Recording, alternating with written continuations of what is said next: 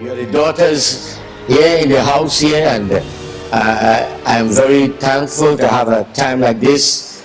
God made the time like this. I thought I wouldn't be able to do this, and when God would send the inspiration, that come down, and then it comes like drop everything, stop everything, and do this. And my little team of co-workers, which is basically sisters in the assembly, who travel with us out in the field in the service, and to see what God has used them to do. I'm sure all you girls have an idea what is going on YouTube. We travel, you see what happened in Brazil, you see what happened in Peru, you see what happened in Ecuador, you see what happened in Africa, you see what happened in all these different places in Haiti. You see whether it's Spanish, it's Portuguese, it's these things.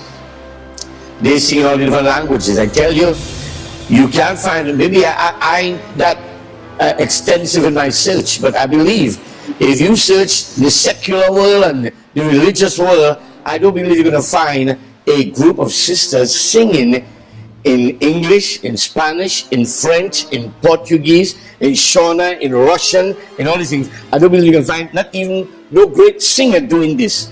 These young ladies stand right here in front of you. This is what they do.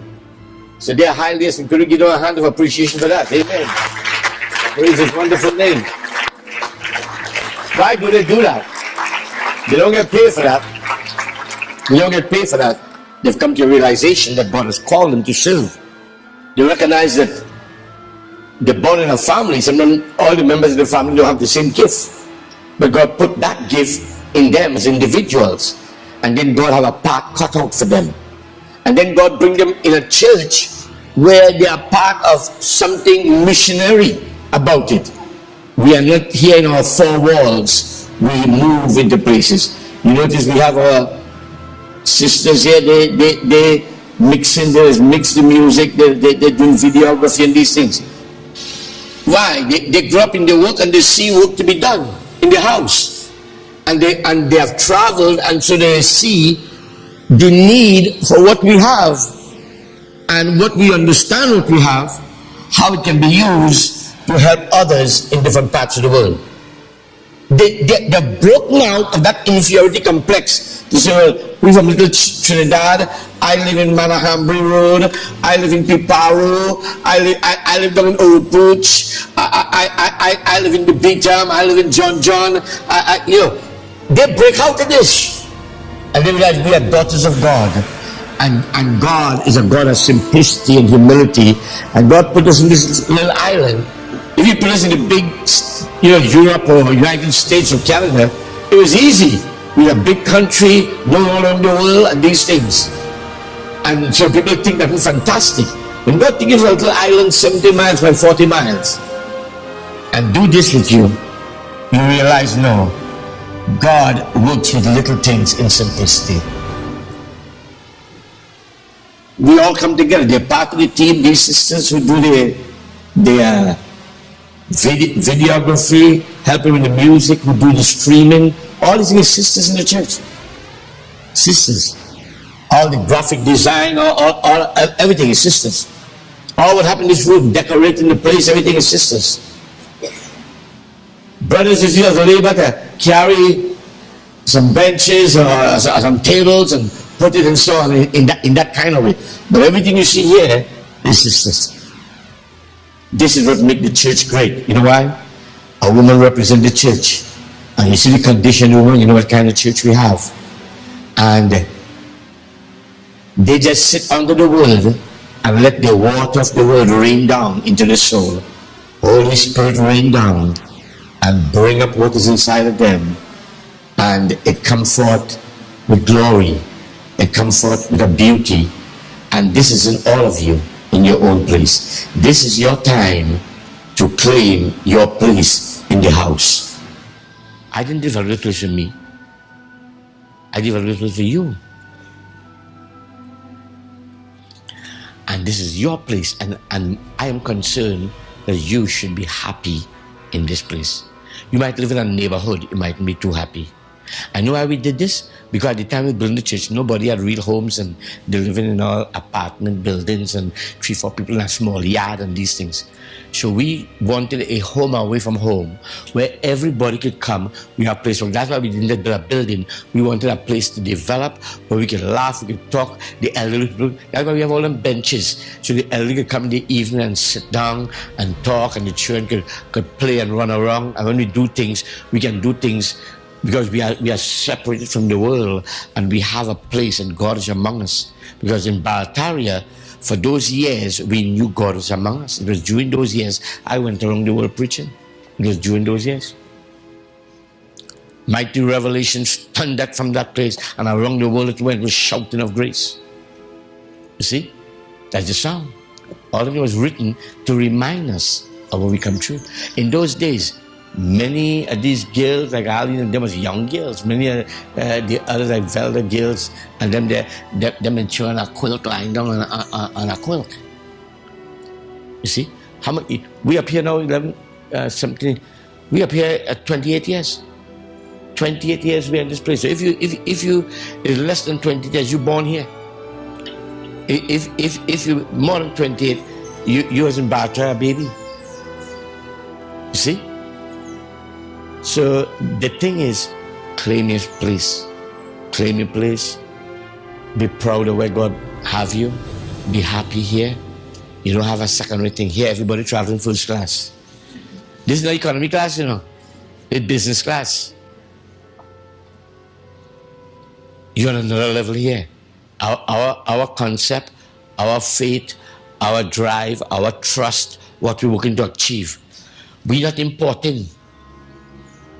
We have children being born in the house. All what we do is born and come out to the lives of the people who God made part of the assembly. And this is the great thing. You see? First, you're already married to Christ. If you have salvation, you're the bride, he's the bridegroom. That's the first thing. Your soul is married. In other words, a woman is born that she can grow up and be married one day. She's growing into marriage. She's growing. Why? God designed her to be a potential mother. She is, before she becomes mother, she becomes bride. Before she becomes wife, she becomes bride. Before she becomes bride, she is a handmaid, a young lady. When she is betrothed, she is considered a wife, but only potentially, because wife doesn't really come until she becomes bride in the marriage. Then when it goes to the honeymoon, she becomes wife. Wife means the two flesh has become one. In marriage, God is doing something about him and his people to bring it to the fullness of joy. You see, it's like somebody giving a whiskey and tell you, you'll feel happy, drink this. Okay, so I said, smoke man, you'll feel happy and smoke this. You know. No. See, you have all kinds of things Satan has given to intoxicate you. You can get intoxicated with a lot of stuff. I don't want to speak about intoxication. You know? But then you come to the place where, God, you and this person, think of it, you and this person, eternity together. Walking like everyone saying, like Brother Branham going to the new world. Right? It's the same way. It's the same way. This is the real. You all have the understanding and is receiving the understanding. This is God have for you. And that's why God can run and give you just answer. Lord, I lonely, yes. And you pump the bed or the table wherever you start praying. But Lord, you hear me, and you get kind of emotional and erratic, and you do that. And the thing is, it's not that. It's not that so much. It's like God saying, honey, I want to give it to you, but my thoughts higher than your thoughts. Wait. This could be an example. Think of it. And the person you have in that trouble along the road, you'll be beating the thing against the Lord. Okay, now man, you give me here. Remember the first marriage? As he fall, and Adam went, God said, hast thou eaten the tree? He said, the one you give me. When you come to new man, why have done this? She said, so what beguiled me. And everybody, nobody wants to accept responsibility. You don't want that. To every root, there's a Boaz. that God is going to bring us that. God planned this, but then God have a way to lead you and bring you into it. And that's not just to give you the husband, that is for God to make himself known to you. So when you and him come together, both all you reflecting God. And that glorifies God by putting you on the earth, and that God can say, watch this couple, watch me in the church, watch me in the church, watch me in the church, watch me in the church, watch me in the church, watch me in the church. So we are like him, and he has desire to make us like him. And he knows what he wanted to make us. And that's why when these things join, Christ and his church is to never part. And so God is planning an eternal mate in glory for you. And the reason it's harder for you than your mother and your grandmother is because they didn't live in the day of the full world. But the church has come to maturity, they have its time. And so the marriages here must reflect the oneness. Because marriage is intended to make us two one. They are no longer twin, they are one. As Christ and the bride has become one. And Christ and the bride could not be one in Luther age or Wesley age or in Pentecostal age. But this is the age. As she nears the headstone, she comes in his very own image in order to be united with him. So we are coming up now where God is. This is the challenge you all have. So that's why you all, with the measure of the word given unto you all are stepping up there now to become that bride. Not necessarily, you and a man living under the same roof, and he buying the groceries, and he working, and you making the babies, and you taking care of them. Not necessarily that, but the relationship, the faith, the oneness, the example, the influence, the achievement of God, that two people will actually reflect God and his church. And Jesus here is giving us the real example today. And this is what, out of all the words in the Bible, you all are called in this final age to walk in these places. When I saw, as a minister, it wasn't just packing a Bible, and I saw it as required, I give my life unreservedly, and that's why I am 43 years. I live my life, I never pick up my life from there. Because I see what's going to take in this age. Because if I play a young boy and I still like the thing, and I went around and just think I talk 2 minutes about Jesus and that will put somebody in the rapture and give them faith to be changed, I know it wouldn't. So because I believe, I give my life to it and become an elderly man standing here with my daughters in the faith, trying to say something has come to us. Walk in it, believe it, receive it. The more I realized that you could just let God just have his way, and you could just be interested in others, and you pray and you just ask God to just lead you, it just make you happy. Like God said one time, he say, I know what's best for you. I know what would make you most happy. Because sometimes we just think we know what will make us happy. But when God makes us happy, we just be real happy. And we're not calling ourselves women of emotion anymore, women of doubt anymore. We are women of faith. Be it unto me according to your word, Lord. I believe, and this seed that is promised not to fall, I believe I am part of that. You know that you're a temple of God. You're a city on a hill, like Theo was showing me at work today. Where I work is a building on top outside of the city, and you can look down and see the city. And when you see that, he's saying that you're a city on a hill that cannot be hidden. You have to be conscious that you're an example to others because you're light to where he placed you in. And maybe sometimes you look out and you probably wish you could sit down in your life service, enjoy being in the midst of everything. And then when you see that, you say, no, he showed me, don't get frustrated, don't wish, don't wonder. He knows what kind of seed you are, and he knows the kind of soil that you need, that he needs that seed in to bring forth its full potential. So nothing is going wrong, and that brings comfort, that brings peace, that brings expectation. And I just want to thank the Lord Jesus Christ. You know, He has delivered me. He has given me a joy in my heart that the world can't take. You know, He given me a job working in Royal Bank. People think that's a big thing, but that's a lot of work. And when you get your salary, you say, Lord, I work for this. You know you work. You work for this. So that just to clarify, you work real hard and you didn't expect it because you save yourself so low there. You see that you're not really out there, you know, but God has been there. You see, you start to look at how God has been there for you. You see at your birth, my mom wasn't expecting a third child. She told me that. She said she didn't want any more children after her second child. And whatever she tried to do and it didn't work. And after 7 years, I came into the home. And I recognized I had to come in the home. Yes. And then she told me, when I started coming to this church, she started telling me these things. And she said, you know, when you was being born, on your forehead, you had a moon and a star on your forehead. She said, I couldn't see what was the child, but I just saw in your dream the child came and they bring the child and she saw this moon and this star. And I said, you serious, Mom? She's like, yeah. But when she told me that, we was in a message about theophanies and stars. And I said, oh my gosh, Mommy, you serious? She's like, yeah. And I started to realize that God was always there. I have been through a lot to teach me to wait on the Lord and have peace. It comes sometimes with Him giving you simple experiences.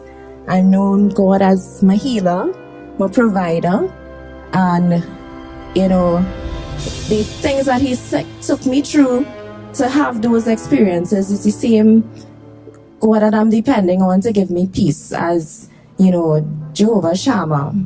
They want to give you that peace, and I know that, you know, there's nothing in life right now that, you know, I get worried and flustered about. Because there was a time when I got worried and flustered about things.